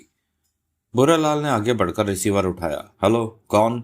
भूरेलाल बोल रहा हूँ विक्रम, कहो क्या खबर है? भूरेलाल ने कहा। ब्लैकमैन ने अर्जेंट मीटिंग कॉल करके सबको आदेश दिया है कि वो अपने सारे काम धंधे छोड़कर सिर्फ एक ही काम करे, देवराज चौहान और जसवंत मेहरा भूरेलाल को तलाशें और उन्हें शूट कर दे। ओह, ब्लैकमैन का ऐसा आदेश तुम लोगों के लिए बहुत बड़ा खतरा बन सकता है, समझता हूँ। होशियार रहना। हाँ, रखूं फोन? कब की बात है यह? 1.5 घंटा पहले की। तब तुम कहाँ थे? मीटिंग में ही था। ब्लैकमैन की? हाँ, ओहदेदार हूं तो मीटिंग में तो होऊंगा ही। आवाज में हंसी शामिल हो गई। ठीक है, तुम्हारा इनाम तुम तक पहुंच जाएगा। ओके। भूरेलाल ने फोन रख दिया। सारी बात उसने कह सुनाई। सुनकर जसवंत मेहरा दांत किटकिटा कर रह गया। हाँ, अब तो महेश चंद्र की अपनी जान पर आ बनी है, ऐसा आदेश तो वह देगा ही। हमें मारे बिना चैन से वह बैठेगा नहीं और हम मरने वालों में से है नहीं। लेकिन यह खतरनाक बात है कि ब्लैकमैन की सारी मशीनरी का ध्यान हमारी तरफ हो गया है। भूरेलाल ने चिंता भरे स्वर में कहा। इससे हमें तगड़ा नुकसान हो सकता है। ऐसा पहले कभी नहीं हुआ कि ब्लैकमैन के सारे आदमी, उसके सारे संगठन की आंख हमारी तरफ हो जाए। जसवंत मेहरा ने क्रोध भरे अंदाज में सिगरेट सुलगाई। जो होगा देखा जाएगा, ऐसी मामूली बातों से हम घबराते नहीं, लेकिन कोई ठोस कदम तो हमें उठाना ही चाहिए। ब्लैकमैन के आदमी हमारा कैसा भी नुकसान कर सकते हैं। अपने आदमियों को सावधान कर दो और उनसे कह दो कि ब्लैकमैन के आदमियों का मुकाबला न करे, अपनी जान बचाने की चेष्टा करे, क्योंकि उनका यह सिलसिला ज्यादा देर नहीं चलने का। भूरेलाल चौंका। यह आप क्या कह रहे हैं? इससे तो ब्लैकमैन के आदमियों को शह मिलेगी। मिलने दो, यह सिलसिला तो ज्यादा नहीं चलेगा, मैं पहले भी कह चुका हूँ। कहने के साथ ही जसवंत मेहरा ने देवराज चौहान को प्रश्न भरी निगाहों से देखा। देवराज चौहान ने सिर हिलाया और कष्ट लेकर भूरेलाल को देखा। जसवंत मेहरा ठीक कह रहा है, ब्लैकमैन के आदमी जो करते हैं उन्हें करने दो। खामखा उनसे टकराने का कोई फायदा नहीं, क्योंकि उन्हें तो ब्लैकमैन ने यह सब करने का ऑर्डर दिया है। तो हम क्या करें? जसवंत मेहरा के होठों से निकला। कुछ भी नहीं। देवराज चौहान ने सर्द लहजे में कहा। जो कुछ भी करना होगा वह मैं करूंगा। अब मौत का तांडव तभी रुकेगा जब महेश चंद्र मरेगा। उसके आदमी तुम लोगों को निशाना बनाएंगे और मैं महेश चंद्र को। वह तुम्हारे हाथ कहां से आएगा? कहीं से तो आएगा ही। मैं उसे पाताल से भी खोज निकालूंगा। देवराज चौहान के स्वर में गुर्राहट भर आई। भूरेलाल के चेहरे पर तसल्ली के भाव आ उभरे। उसके चेहरे के भावों को पहचान कर जसवंत मेहरा सख्त स्वर में बोला। भूरेलाल, तुम्हें जो कहा है वही करो। यह मामला अब देवराज चौहान के हाथों में है, यही निपटेगा इससे। भूरेलाल ने हौले से सहमति में सिर हिला दिया। देवराज चौहान ने कलाई पर बंदी घड़ी पर निगाह मारी। रात का 1 बज रहा था। अब मैं कुछ घंटे आराम करके सुबह बात करूंगा। देवराज चौहान उठ खड़ा हुआ। महादेव भी नींद लेने की आवश्यकता महसूस कर रहा था। सुबह 8 बजे भूरेलाल खुद 2 कप चाय लेकर उनके कमरे में हाजिर हुआ और नींद से उठाकर चाय के प्याले उन्हें थमा दिए। उसके चेहरे पर गंभीरता थी। देवराज चौहान ने चाय का घूंट भरा, सिगरेट सुलगाई। तुम कुछ चिंता में लग रहे हो भूरेलाल। देवराज चौहान ने उसके चेहरे पर निगाह मारी। महादेव को भी उसकी फिक्रमंदी का एहसास हो गया था। हाँ, बात ही कुछ ऐसी है। क्या? देवराज चौहान ने चाय का घूंट भरा। ब्लैकमैन के आदमियों ने रात ही रात में हमारे 4 ठिकाने तबाह कर दिए। यह सब तो चलता ही रहता है तुम्हारे धंधे में, लेकिन पहले कभी ऐसा नहीं हुआ। पहले कभी ब्लैकमैन का सारा संगठन एक साथ मिलकर तुम लोगों के खिलाफ भी नहीं हुआ।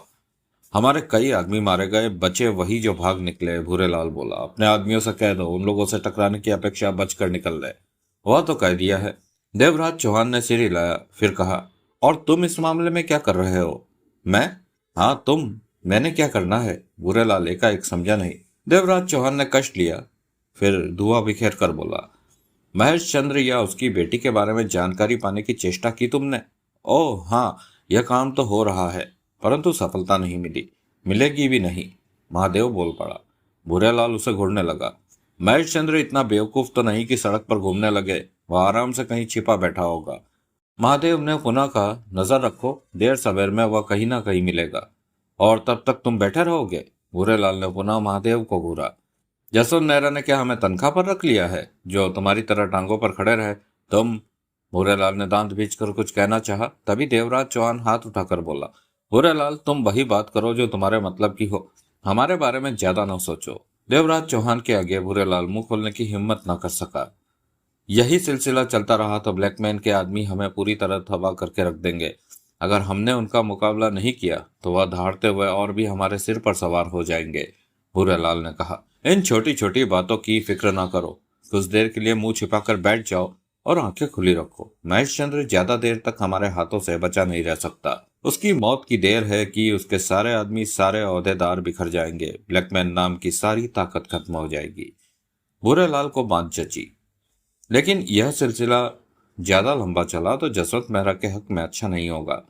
देखते हैं कितना लंबा चलता है। देवराज चौहान ने चाय का प्याला खाली किया। भूरेलाल के जाने के पश्चात दोनों की निगाहें मिली। सोचने की बात है कि ब्लैकमैन यानी कि महेश चंद्र को कहाँ ढूंढेंगे हम?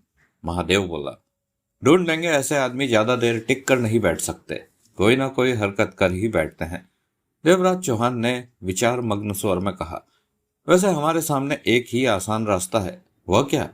ब्लैकमैन के जो ओहदेदार फैले जसवंत मेहरा की या फिर मेरी खोज में है, उन्हें पकड़े, उनसे ब्लैकमैन या महेश चंद्र के बारे में मालूम करें।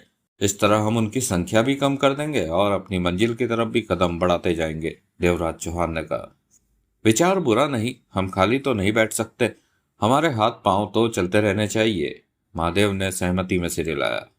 पुलिस स्टेशन में तो शायद वह कदम भी न रखे। देवराज चौहान बोला, पुलिस स्टेशन में कदम? महादेव कड़वे स्वर में बोला, मरना है उसने क्या? यह तो आत्महत्या के बराबर होगा उसके लिए। वह अच्छी तरह जानता है कि हम उसे हर जगह तलाश करेंगे और पहली जगह पुलिस स्टेशन या उसका घर ही होगी। इन दोनों जगहों पर नजर तो मारेंगे ही। उसके बाद देवराज चौहान और महादेव बेड से उठ खड़े हुए। ठीक 10 बजे नहाने धोने और तैयार होने के पश्चात जब नाश्ता करके हटे तो जसवंत मेहरा उनके पास पहुंचा। भूरेलाल पहले ही वहां पर मौजूद था। बहुत ही हैरत अंगेज खबर सुनने को मिली है, जसवंत मेहरा ने कहा। क्या? देवराज चौहान ने प्रश्न भरी निगाहों से उसे देखा। महेश चंद्र पुलिस स्टेशन में मौजूद है। देवराज चौहान और महादेव जोरों से चौंके। भूरेलाल का मुंह भी खुला ही रह गया था। पुलिस स्टेशन में? भूरेलाल के होठों से निकला। हाँ। जसवंत मेहरा की निगाह देवराज चौहान पर थी। फोन पर अभी यह खबर आई है। महेश चंद्र पूरी वर्दी में है और पूरी चुस्ती के साथ अपनी ड्यूटी पर मौजूद है। यह बात तो वास्तव में हैरान कर देने वाली है। देवराज चौहान के होठों से निकला। हौसला बुलंदी है महेश चंद्र की, महादेव ने कहा। दाद देनी पड़ेगी उसकी, यह जानते हुए भी कि उसके चारों तरफ मौत बिछी है, वह खुले में घूम रहा है। मत भूलो कि वही आदमी ब्लैकमैन भी है, जसवंत मेहरा ने कहा। कई पलों तक उनके बीच खामोशी छाई रही। महादेव ने देवराज चौहान को देखा। अब क्या इरादा है? इरादा क्या, महेश चंद्र से पुलिस स्टेशन में ही मुलाकात करते हैं। देवराज चौहान की बात सुनते ही जसवंत मेहरा कह उठा। कितने आदमी साथ कर दूं? एक भी नहीं, यह मामला हम निपटा लेंगे। देवराज चौहान के चेहरे पर खूंखारता सिमट आई। एक को मारने के लिए 10 ले जाना बेईमानी होगी, हम ही काफी है। मत भूलो वह ब्लैकमैन है, उसने अपनी सुरक्षा का इंतजाम कर रखा होगा। तुम भी मत भूलो जसवंत मेहरा कि मेरा नाम देवराज चौहान है। देवराज चौहान ने पुलिस स्टेशन के सामने कार रोकी। यह जसवंत मेहरा की दी हुई बुलेट प्रूफ कार थी, जिसमें और भी कई तरह की खूबियां थी। महादेव के साथ देवराज चौहान कार से बाहर निकला। देवराज चौहान का चेहरा पत्थर की भांति सपाट था। आंखों में वहशी चमक विद्यमान थी।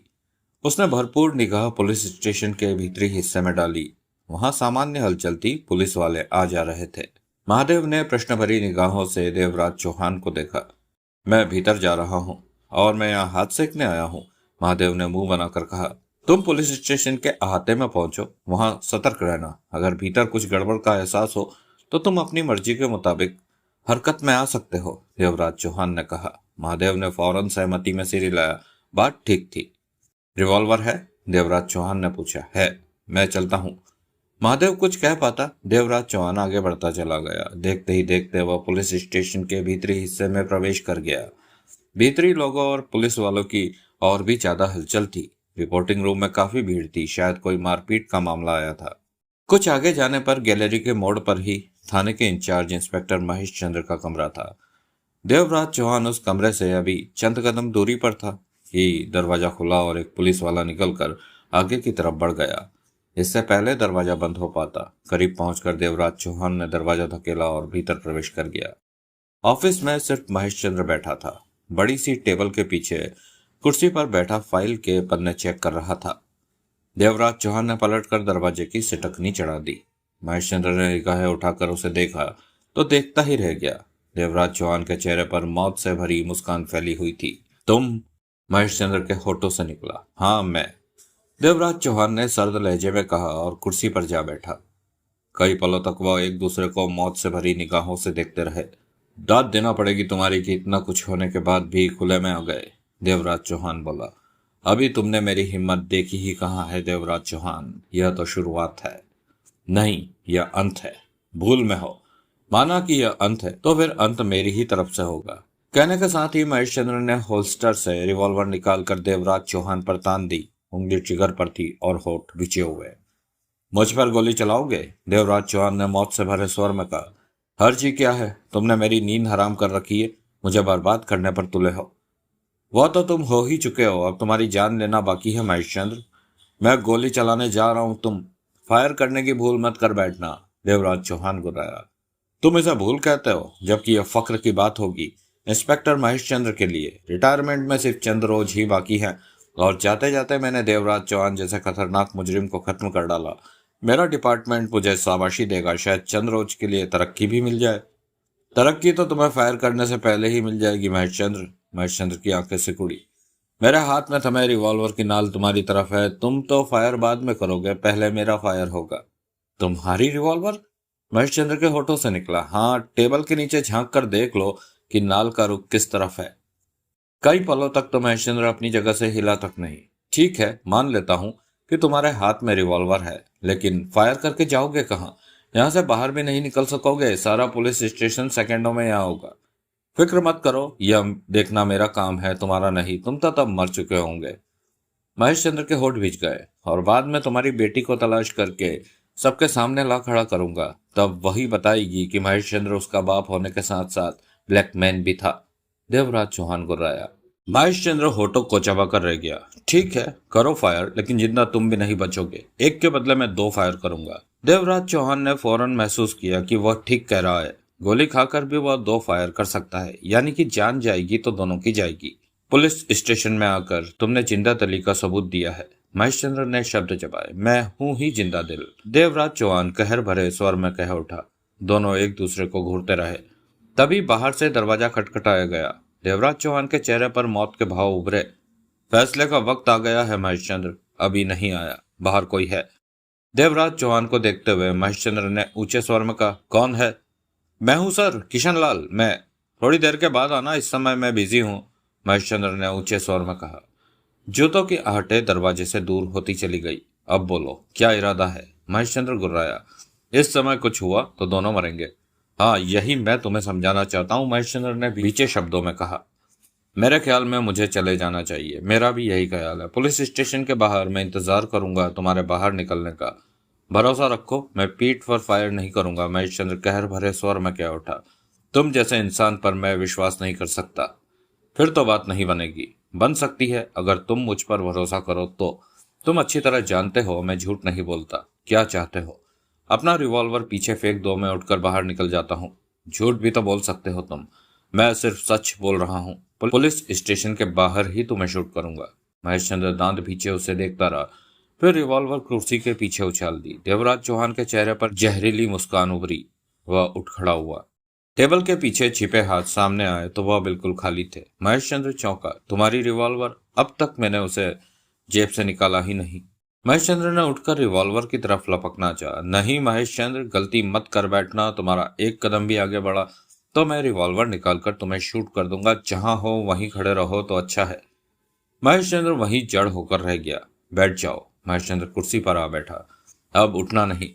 महेश चंद्र फाड़ कर खा जाने वाली निगाहों से उसे घूरता रहा। उस पर निगाह रखे देवराज चौहान आगे बढ़ा और सिटकनी उठाकर दरवाजा खोलते हुए बाहर निकल गया। महेश चंद्र जानता था कि अब उठने का कोई फायदा नहीं है। देवराज चौहान महादेव के साथ पुलिस स्टेशन से बाहर निकला। क्या हुआ? देवराज चौहान ने कम शब्दों में सारी बात उसे बताई। हरामजादा फिर बच गया, महादेव ने दांत भींच कर कहा। अभी बचा कहाँ है? पुलिस स्टेशन से बाहर आते ही वह हमारी गोलियों का निशाना बनेगा। इस बात का एहसास तो उसे भी होगा। होगा क्या? मैं खुद उसे कहकर आया हूं। अब तो बच निकलने की पूरी कोशिश करेगा। देखते हैं। दोनों कार के भीतर जा बैठे। देवराज चौहान का इरादा था कि कार को साइड से लगाकर महेश चंद्र के बाहर आने का इंतजार करे। इससे पहले कि कार आगे बढ़ा पाते, कार के दोनों दरवाजे खुले और आनंद फानन में 3 व्यक्ति भीतर आ बैठे। तीनों के हाथ में रिवॉल्वरें थी। चेहरे खतरनाक थे। हाथों में पकड़ी रिवॉल्वर की नालें उनकी खोपड़ियों से सटा दी। चलो। देवराज चौहान और महादेव की आंखें मिली। कहा, किसी ऐसी जगह पर जहां तुम लोगों की हत्या करके लाशें ठिकाने लगाई जा सके। दूसरा गुर्राया। रास्ता बताते जाना। देवराज चौहान ने कार स्टार्ट करते हुए कहा। यहां से निकल लो। तीसरे ने रिवॉल्वर की नाल उसके कंधे पर ठकठकाई। रास्ता तो ऊपर का, हमारे रिवॉल्वर की गोली बताएगी। बहुत हो गया, अब तुम लोगों की खैर नहीं। तुम दोनों जब यहाँ पहुंचे थे हमारी गिरफ्त में तभी आ जाते, परंतु यहाँ आते ही तुम दोनों तुरंत कार से बाहर आ गए थे। देवराज चौहान ने कार आगे बढ़ा दी। अब तो तुम्हें मलाल नहीं होना चाहिए, हम तुम्हारे काबू में हैं। ठीक कहते हो, कार को सीधे ही ले लो। जब मुंडा होगा तब बता देंगे। कोई चालाकी करने की कोशिश मत करना। हम तीनों के हाथों में रिवॉल्वरें हैं। चालाकी की तो बच नहीं सकोगे। देवराज चौहान और महादेव कुछ न बोले। जसवंत मेहरा ने अपनी खास कार देते हुए कार की जो खूबियां बयान की थी, उन खूबियों को आजमाने का वक्त आ गया था। कार तेजी से आगे बढ़ी जा रही थी। सब कुछ अपने हक में देखकर वह तीनों निश्चिंत से हो गए थे। पहले एक पीछे हटा और पुष्ट से पीठ टिका ली, फिर दूसरा, उसके बाद तीसरा। तीनों की रिवॉल्वरें देवराज चौहान और महादेव पर तनी रही। देवराज चौहान ने बैक मिरर में तीनों को देखा। बेशक वह तीनों हद से ज्यादा सतर्क थे, परंतु देवराज चौहान जो करने वाला था उससे उनकी सतर्कता कुछ भी काम नहीं आनी थी। देवराज चौहान और महादेव की नजरें आपस में मिली। देवराज चौहान ने हाथ बढ़ाया और डैशबोर्ड पर लगी चंद बटनों की प्लेट में से एक बटन दबाया, जिसकी एवज में देखते ही देखते उनकी पीठ की पुष्ट में से बुलेट प्रूफ शीशे की परत निकली और छत में समा गई। आगे और पीछे वालों के बीच एक सशक्त दीवार खड़ी हो चुकी थी। पीछे वाले तीनों बदमाश चौंके। उन्होंने कई हाथ उस शीशे पर जमाए, परंतु कोई फायदा ना हुआ। एक ने फायर किया, परंतु वह बुलेट प्रूफ शीशा था। देवराज चौहान के चेहरे पर कातिलाना मुस्कान उभरी। महादेव ठहाका लगाकर हंस पड़ा। देवराज चौहान ने एक और स्विच ऑन किया तो माइक सिस्टम चालू हो गया। हेलो, कैसे हाल है तुम लोगों के? देवराज चौहान के स्वर में कहर भरा था। तुम बचोगे नहीं, आखिर कभी तो कार रोकोगे, एक ने दरिंदगी भरे लहजे में कहा। देवराज चौहान के कानों में आवाज पड़ी तो वह ठठाकर हंस पड़ा। हाँ, कुछ देर बाद कार रोकूंगा। कार रुकने पर तुम लोग क्या करोगे? हम तुम्हारी बोटी बोटी कर देंगे। मेरे ख्याल से तब तुम हिलने के भी काबिल ना रहोगे। महादेव बोल पड़ा। यह वक्त बताएगा, दूसरा गुर्राया। कार तेजी से सड़क पर दौड़ी जा रही थी। देवराज चौहान ने कार के डैशबोर्ड पर लग दूसरा स्विच दबाया। अब तुम लोग कार के दरवाजे नहीं खोल सकते, यह लॉक हो चुके हैं। तीनों ने हड़बड़ाकर कार के दरवाजे खोलने चाहे, परंतु वह कहाँ खुलते। देवराज चौहान जहरीली हंसी हंसकर रह गया। अब तीनों के चेहरे पर क्रोध से भरे गंभीर भाव उभरे। तुम चाहते क्या हो? एक के होठों से सक पकाहट भरा स्वर निकला। कुछ खास नहीं, और जो चाहता हूं वह तुम लोगों को शीघ्र ही मालूम हो जाएगा। देवराज चौहान ने मोड़ आने पर कार को मोड़ते हुए कहा। तुम तीनों पुलिस स्टेशन के बाहर क्या कर रहे थे? हमें ब्लैकमैन का आदेश मिला था कि तुम वहां पहुंचोगे। पुलिस स्टेशन में? हाँ। क्या आदेश था? महादेव ने बुलेट प्रूफ शीशों में से झांक कर उन्हें देखा। यही कि तुम दोनों को खत्म कर दिया जाए। हो सके तो फौरन, हो सके तो आराम से, लेकिन हर हाल में खत्म करना ही है। सफल होने पर हमें इनाम भी मिलना था। इनाम तो तुम्हें हम भी देंगे। तुम लोग हमारे साथ क्या करना चाहते हो? हमें कार में बंद क्यों कर दिया? दोनों खामोश रहे। कुछ देर बाद कार शहर के सुनसान एरिया में पहुंची। देवराज चौहान ने एक बटन दबाया। कार के पिछले हिस्से में एकाएक जाने कहां से निकलकर गैस भरने लगी। वह तीनों चीखे, तड़पे, गैस से बचने की असफल चेष्टा की। पुनः दरवाजे खोलने पर सारा जोर लगा दिया, लेकिन कोई फायदा न हुआ। वह धुआं, गैस उन्हें बेहोश करती चली गई। तीनों एक दूसरे पर पिछली सीट पर ही लुढ़क गए। देवराज चौहान ने सड़क के किनारे कार रोक दी और दूर दूर तक निगाह मारी। इत्तेफाक से कोई भी वाहन आ जा नहीं रहा था। देवराज चौहान ने एक बटन दबाया तो कार के दरवाजों पर लग चुके ऑटोमेटिक लॉक खुल गए। उसने सिगरेट सुलगाकर महादेव को देखा। महादेव कार से बाहर निकला और पिछला दरवाजा खोलकर तीनों को खींच खींच कर कार से बाहर निकाला, फिर दरवाजा बंद कर दिया। दोनों की निगाहें मिली। हमारे पास इतना समय नहीं है कि हम इनके होश में आने का इंतजार करें। यह हमें जान से मारना चाहते थे, इसलिए हमें भी इनसे यही सलूक करना चाहिए। महादेव ने वीरान सड़क पर निगाह मारी, फिर रिवॉल्वर निकालकर दांत भींचकर तीनों को शूट कर दिया। बेहोशी में तीनों तड़पे, फिर शांत पड़ते चले गए। महादेव कार में आ बैठा तो देवराज चौहान ने कार आगे बढ़ा दी। अगर यह खास कार हमारे पास ना होती तो शायद हम बचते नहीं। हाँ, देवराज चौहान ने बटन दबाकर बुलेट प्रूफ शीशा हटाते हुए कहा, तब हमारा बचना कठिन था। वह वापस पुलिस स्टेशन पहुंचे। वहां से उन्हें मालूम हुआ कि inspector Mahesh Chandra police station से जा चुका है। साला बच गया। महादेव के जबड़ों में कसाव बढ़ गया। देवराज चौहान ने दांत भींचकर कार आगे बढ़ा दी। जल्दी ही उसे खबर मिल जाएगी कि उसके आदमी मारे गए और हम बच गए, महादेव बोला। उससे पहले ही उसे हमारे सलामत होने की खबर मिल जाएगी। देवराज चौहान गुर्राया। वह कैसे? ब्लैकमैन के कुछ ठिकाने मेरी निगाह में है। हम उन्हें अभी निशाना बनाएंगे। अभी? हाँ, जब काम करना है तो। क्या अभी और क्या बाद में? स्वर में वहशीपन आ गया था। हथियार तो डिक्की में ही है। हाँ, जाने क्या सोचकर भूरे लाल ने रख दिए थे। वह असला बारूद हम हमारे काम आएगा। कम से कम आज का दिन तो उसी बारूद के सहारे जाएगा। देवराज चौहान का लहजा सर्द था। देवराज चौहान ने कार रोकी और सड़क के उस पार देखा। सामने सफेद रंग की 2 मंजिला इमारत थी जो कि लगभग सुनसान लग रही थी। क्या है यहाँ? यह ब्लैकमैन का ठिकाना है, देवराज चौहान ने दांत भींचकर कहा। महेश चंद्र का? महादेव के जबड़े कस गए। हाँ, यह जगह औरतों के धंधे के लिए इस्तेमाल की जाती है। यहाँ औरतें भी मिलती है और बाहर से औरतें ले जाने पर जगह भी हासिल हो जाती है। बदले में वाजिब किराया लिया जाता है। देवराज चौहान ने सिगरेट सुलगाकर कश लेते हुए कहा, इस ठिकाने को 4 आदमी संभालते हैं और 4 गनमैन हैं जो किसी गड़बड़ के लिए रखे जाते हैं। ग्राहकों से बहुत मोटा पैसा वसूल लिया जाता है। यहाँ पर रोज की मोटी आमदनी है। यहाँ महादेव ने होठ सिकोड़कर देवराज चौहान पर निगाह मारी। डिक्की में से गन निकालकर कार की खिड़की पर जम जा। देवराज चौहान ने सख्त स्वर में कहा, मैं भीतर जा रहा हूँ, सबको संभाल लूंगा। जो भीतर से बचकर बाहर निकलने की चेष्टा करे उसे तुम शूट कर देना, बच कर ना जा सके, खास तौर से ब्लैकमैन के आदमी।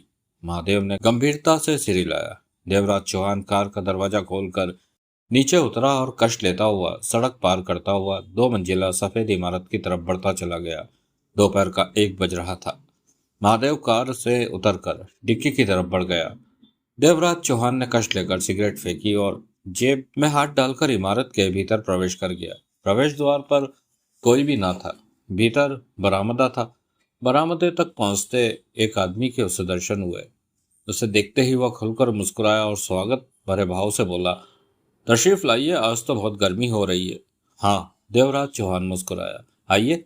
वह आदमी देवराज चौहान को लेकर एक सजे सजाए खाली कमरे में जा पहुंचा। कहिए, क्या पेश करूं पीने के लिए? पीने का मूड नहीं है। वह आदमी हंस पड़ा। तो जनाब सीधे सीधे ही मतलब निकाल लेना चाहते हैं, ऐसा ही समझो। देवराज चौहान के होठों से गुर्राहट निकली। इसके साथ ही उसने रिवॉल्वर निकालकर हाथ में ले ली।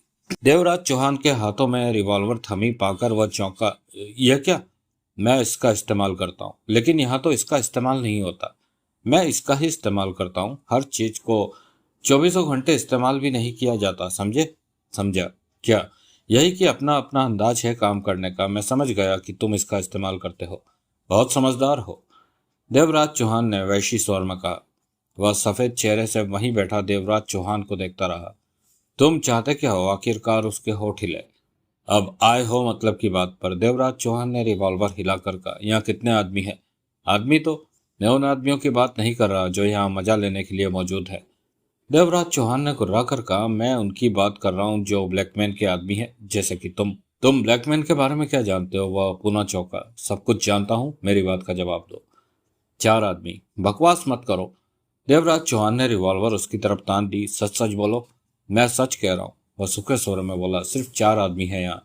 वैसे 8 होते हैं, 4 गनमैन रहते हैं यहाँ, परंतु आज सुबह ही उन्हें ऊपर से वापस बुला लिया गया है। संस्था के सारे गनमैनों को देवराज चौहान को शूट करने के लिए लगाया जा रहा है। देवराज चौहान को? हाँ। कौन है यह? संगठन का दुश्मन है। ब्लैकमैन बहुत खतरनाक आदमी है। तुम उसके बारे में नहीं जानते? जानता हूँ, देवराज चौहान ने सर्द लहजे में कहा। दोनों कई पलों तक एक दूसरे की आंखों में झांकते रहे। तुम कौन हो और क्या चाहते हो? मैं ही देवराज चौहान हूँ। क्या? उसका मुंह खुला का खुला रह गया। तभी धमाका हुआ। नाल से निकला अंगारा उसके खुले मुंह में प्रवेश करता चला गया। धमाके की आवाज पूरी इमारत में गूंज उठी थी। शांत पड़ी इमारत में एकाएक तीव्र हलचल मच गई। देवराज चौहान ने लाश पर निगाह मारी, फिर दरवाजा खोलकर बाहर निकल गया। बाहर आते ही उसकी निगाह कुछ दूर बदहवासी की हालत में खड़े आदमी पर पड़ी। उसके रंग ढंग बता रहे थे कि वह संगठन का आदमी है। वह देवराज चौहान को देखते ही चौंका। देवराज चौहान ने ट्रिगर दबाया। गोली उसकी छाती में जा लगी। वह पलट कर पीठ के बल जा गिरा। फायर की आवाज ने पुनः इमारत को हिला दिया था। देवराज चौहान वहां से हिलना ही चाहता था कि अपने पीछे उसे आहट मिली। वह तुरंत एड़ियों के बल घुमा। तीसरे आदमी से आंखें टकराई। वह भी ब्लैकमैन की संगठन का ही आदमी था। उसके हाथ में रिवॉल्वर थमी थी और वह फायर करने जा रहा था। 2 फायर एक साथ हुए। देवराज चौहान फौरन हालातों को भांपते हुए अपनी जगह से हट गया। गोली उस आदमी के गले में जा धसी। तभी ढेर सारे कदमों की आहट गुंजी। देवराज चौहान की निगाह सीढ़ियों पर जा अटकी, जहां से कई जवान जोड़े अस्त व्यस्त कपड़ों में नीचे भागने की चेष्टा में थे। देवराज चौहान और उसके हाथ में थमी रिवॉल्वर पर उनकी भी निगाह पड़ गई थी। रिवॉल्वर को देखकर वह सब और भी भयभीत हो गए थे। देवराज चौहान वहीं खड़ा उन सबको देखता रहा। उसका चेहरा सपाट रहा। देखते ही देखते वह 10-12 जोड़े बाहर निकलते चले गए थे। थोड़ी सी हलचल के बाद पुनः वहां पर शांति छा गई। तीनों लाशें और देवराज चौहान मौजूद थे वहां, जबकि देवराज चौहान को चौथे की तलाश थी। चौथा बाहर निकलने वाली भीड़ में शामिल नहीं था। यह देवराज चौहान नोट कर चुका था। कई पलों तक वह वहीं खड़ा रहा, परंतु चौथे के बारे में कोई आहट या एहसास नहीं हो पाया कि वह कहाँ है। देवराज चौहान ने ट्रिगर पर उंगली टिकाई और सख्त सपाट चेहरे के साथ वहां से हिला और उसके कदम ऊपर जाने वाली सीढ़ियों की तरफ बढ़ने लगे। वहां पर गहरा मौत का सन्नाटा था, सिवाय उसके कदमों के और कहीं से भी कोई आहट न उभर रही थी। सीढ़ियों के करीब पहुंचकर देवराज ठिठका, फिर बहुत ही मध्यम गति से एक एक सीढ़ियां चढ़ने लगा। उसके जूतों की ठक ठक वातावरण को और भी पैना बना रही थी। वह जानता था चौथा जहां कहीं भी है उसकी घात में है, हथियार थामे है और कभी भी उसे निशाना बना सकता है। देवराज चौहान की भी रिवॉल्वर तैयार थी आंख उगलने को, जान लेने को। बीतने वाला एक एक पल उसके और चौथे के लिए जैसे भारी था। देवराज चौहान सीढ़ियां तय करके पहली मंजिल पर जा पहुंचा। उसकी आंखें बहुत ही सतर्कता के साथ हर तरफ घूम रही थी, परंतु कोई नजर नहीं आ रहा था। सामने गैलरी थी और दोनों तरफ 5-5 कमरे बने हुए थे। कमरों का कोई दरवाजा खुला था तो कोई बंद था। देवराज चौहान को जैसे पूरा विश्वास था कि इन्हीं खुले अधखुले दरवाजों के दरमियान कहीं वह चौथा है जो उसे शूट करने का ख्वाहिशमंद है और मौके की तलाश में है। चंद पल ठिठक कर देवराज चौहान धीमे धीमे आगे बढ़ने लगा। उसकी 2 आंखें जैसे एक ही वक्त में हर तरफ ठहरी हुई थी। रिवॉल्वर हाथ में, हर पल लांग उगलने को तैयार थी। अभी देवराज चौहान ने एक ही दरवाजे को पार किया था जो कि अधखुला था कि इसी समय उसने खुद को छाती के बल नीचे गिरा लिया। गोली की तेज आवाज गुंजी और वहां से गुजर गई जहां 2 पल पहले देवराज चौहान खड़ा था। अगला फायर हुआ, परंतु देवराज चौहान करवट ले चुका था। गोली ठीक उस जगह फर्श से टकराकर छितर गई जहां आधा पल पूर्व देवराज चौहान छाती के बल लेटा था। फायर करने वाला 2 कदम पीछे खुले दरवाजे के बीच नजर आया। दोनों की आंखें मिली। इससे पहले कि वह तीसरा फायर कर पाता, देवराज चौहान ने ट्रिगर दबा दिया। उसकी खोपड़ी की धज्जियां उड़ गई। वह लहराया और दरवाजे से टकराकर नीचे लुढ़कता चला गया। चौथा भी खत्म हो गया था। देवराज चौहान 2 पलों तक वहीं खड़ा रहा, फिर वापस जाने के लिए सीढ़ियों की तरफ बढ़ा, लेकिन उसी पल ही ठिठक गया। पर मंजिल से थप थप की मध्यम सी आवाजें आ रही थी। उसके होठ सिकुड़ गए। चंद क्षण तो वह वहीं खड़ा रहा, फिर उसके कदम ऊपर जाने वाली सीढ़ियों की तरफ बढ़ गए। रिवॉल्वर उसके हाथ में थी।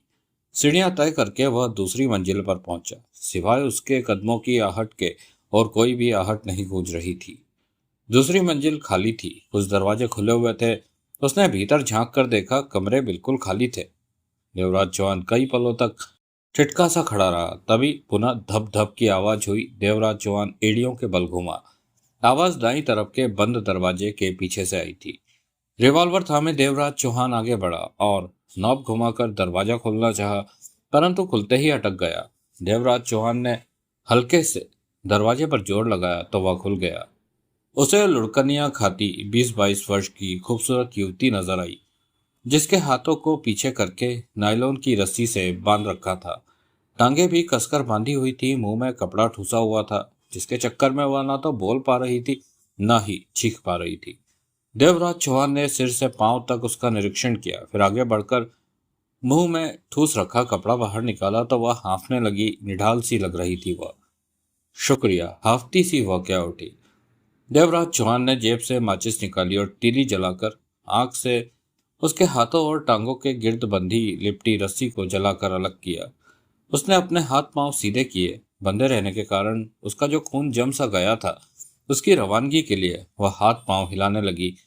फिर अगले ही पल उठ खड़ी हुई। चेहरे पर थकान की परछाइयां नाच रही थी। उसने आभार भरी निगाहों से देवराज चौहान को देखा। अभी भी वह अपनी टूटी बिखरी सांसों को संयत करने में लगी थी। देवराज चौहान ने उसे ध्यानपूर्वक देखा। उसके बदन पर जींस और टॉप था। जिस्म का एक एक अंग हाहाकारी था और बहुत ही खूबसूरती के साथ नुमाया हो रहा था। तभी हाफते हुए वह क्या उठी। भगवान के लिए मुझे यहाँ से ले चलो, नहीं तो मेरी जिंदगी नरक हो जाएगी। कौन हो तुम? देवराज चौहान की आंखें सिकुड़ी। यह बातें करने का समय नहीं है, यहाँ से निकलो। फिर चिंता मत करो, यहाँ पर कोई जिंदा नहीं बचा, देवराज चौहान ने दांत भींचकर कहा। और भी आ सकते हैं, मेरे ख्याल में तुम अकेले हो। मुझे तुम्हारी नहीं अपनी चिंता है। और लोग आ गए तो जान गई, या फिर सारी जिंदगी आदमियों के नीचे बिछ बिछ कर बर्बाद हो जाएगी। भगवान के लिए मुझे यहाँ से बाहर ले चलो।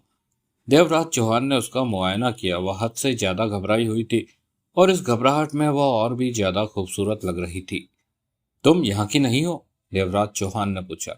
यहाँ की सूरत तो मैंने घंटा भर पहले देखी है, जब मुझे ब्लैकमैन के आदमी यहाँ लेकर पहुंचे और इस कमरे में लाकर मुझे बांधकर। ब्लैकमैन के आदमी? देवराज चौहान चौंका। हाँ, तुम ब्लैकमैन को कैसे जानती हो? देवराज चौहान की आंखें सिकुड़ चुकी थी। ब्लैकमैन को? युवती का स्वर दरिंदगी से भर गया। वह दरिंदा? कसम से, एक बार मेरे हत्थे आ गया तब तो टुकड़े टुकड़े करके खून पी जाऊंगी, कमीने का। ब्लैकमैन का खून? हाँ, क्यों?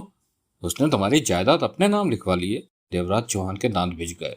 कुछ ऐसा ही समझ लो, वह गुर्रा उठी। जायदाद कोई दौलत या जमीन की ही नहीं होती। एक औरत का कुंवारापन भी जायदाद होती है, जायदाद से बढ़कर होती है। कहना क्या चाहती हो? उस हरामजादे ब्लैकमैन ने जबरन मुझे पकड़कर अपने पास रखा। 2 महीने मेरे जिस्मानी जायदाद से खेलता रहा। मेरे जिस्म का बैंक बैलेंस समाप्त कर दिया। मेरे शरीर की इमारत की एक एक ईंट को तोड़कर मुझे बंजर मैदान बना दिया।